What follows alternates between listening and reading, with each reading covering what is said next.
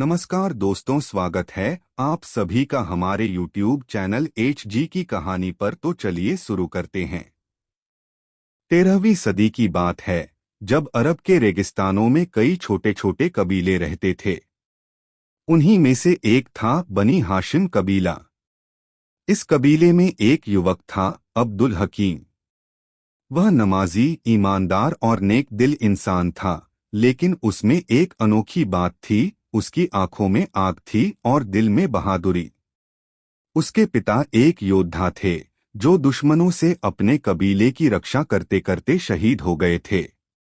अब्दुल हकीम दिन में तलवारबाजी सीखता, ऊँटों की देखभाल करता और रात में कुरान पढ़कर अल्लाह से हिम्मत मांगता। एक दिन एक रहस्यमयी यात्री कबीले में आया। उसने खबर दी कि उत्तर दिशा से एक क्रूर सरदार जमशेद अल खान का हमला होने वाला है। वह सरदार गांवों को लूटता, मस्जिदों को जलाता और लोगों को गुलाम बना लेता। कबीले में डर फैल गया। बुजुर्ग बोले, हमें बचना चाहिए, भाग चलो। लेकिन अब्दुल हकीम खड़ा हुआ और बोला, अगर हम अपने घर, अपनी इबादतगाह और अपने लोगों की रक्षा नहीं करेंगे तो हमारा नाम क्या रह जाएगा। मैं लड़ूंगा, चाहे जान चली जाए। अब्दुल हकीम ने दूसरे कबीले वालों को एकत्र करना शुरू किया। वह एक एक कबीले में गया, उन्हें एकता का संदेश दिया और कहा, हम सब एक उम्मत हैं।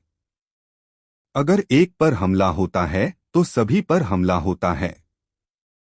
धीरे धीरे 5 कबीलों ने मिलकर एक सेना बनाई। युवाओं को तलवारबाजी, घुड़सवारी और रणनीति सिखाई गई। मस्जिदों में दुआओं का सिलसिला शुरू हो गया। एक रात अब्दुल हकीम की सेना की योजना किसी ने लीक कर दी।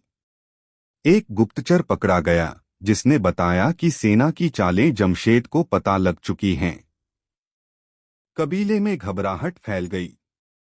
लेकिन हकीम ने कहा, हमें डर कर नहीं, चालाकी से काम लेना होगा। अब लड़ाई दिमाग से जीती जाएगी। उसने फर्जी सूचना फैलाई कि सेना एक दूसरी दिशा से हमला करेगी। युद्ध का दिन। सूरज उगा, रेगिस्तान तप रहा था। दूर धूल उड़ती दिखाई दी। जमशेद की विशाल सेना आ गई थी।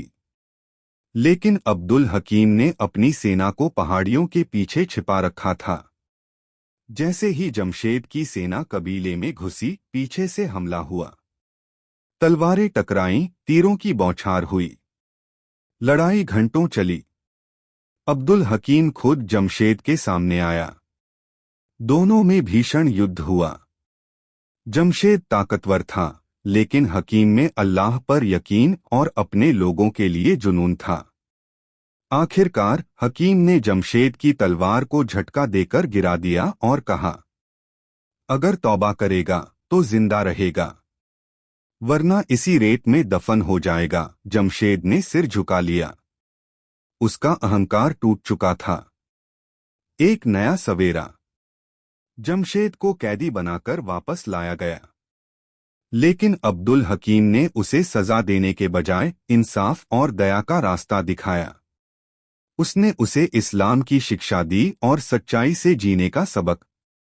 जमशेद ने इस्लाम कबूल कर लिया और कहा, आज मैं जान गया कि बहादुरी सिर्फ तलवार से नहीं, दिल से होती है। कबीले में खुशी की लहर दौड़ गई। सबने अब्दुल हकीम को रेगिस्तान का शेर की उपाधि दी। अब्दुल हकीम कोई बादशाह नहीं था, नहीं अमीर, लेकिन उसकी कहानी आज भी अरब के रेगिस्तानों में सुनाई जाती है। एक ऐसे इंसान की जो सच्चाई, बहादुरी और अल्लाह की राह पर चला। तो दोस्तों, अगर वीडियो पसंद आई हो तो वीडियो को लाइक करें, कमेंट करें और चैनल को सब्सक्राइब करना ना भूलें। धन्यवाद। मिलते हैं अगली वीडियो में।